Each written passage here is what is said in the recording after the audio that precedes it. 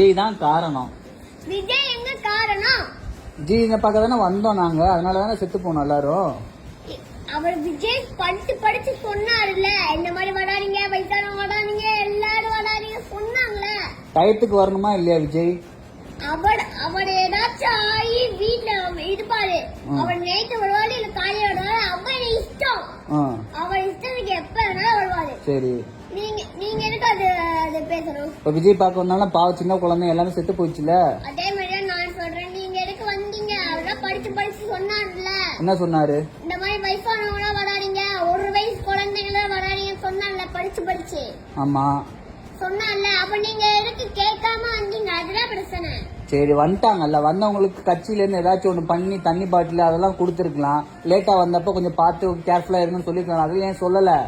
அதான் போலீஸ் இருக்காங்களே, போலீஸோட பாதுகாப்பு. போலீஸ் பாதுகாத்துச்சா இல்லையா? அவங்க பாதுகாப்புனா எங்க ஒரு பொறுப்பு இல்ல.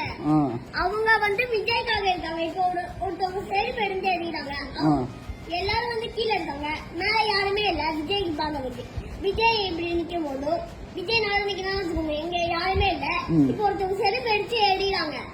அப்ப அது யாரு பாக்குவா? அவர் பின்னாடி திரும்பி நிக்கிறாரு, அவரை பார்க்க முடியல. அப்ப எப்படி அந்த செருப்பாடு அவரை அவர் மேலேயே விடுக்கும்ல. அதே நாள் 2 பேர் இருந்தாங்க, கீழே படிச்சிருந்தாங்க.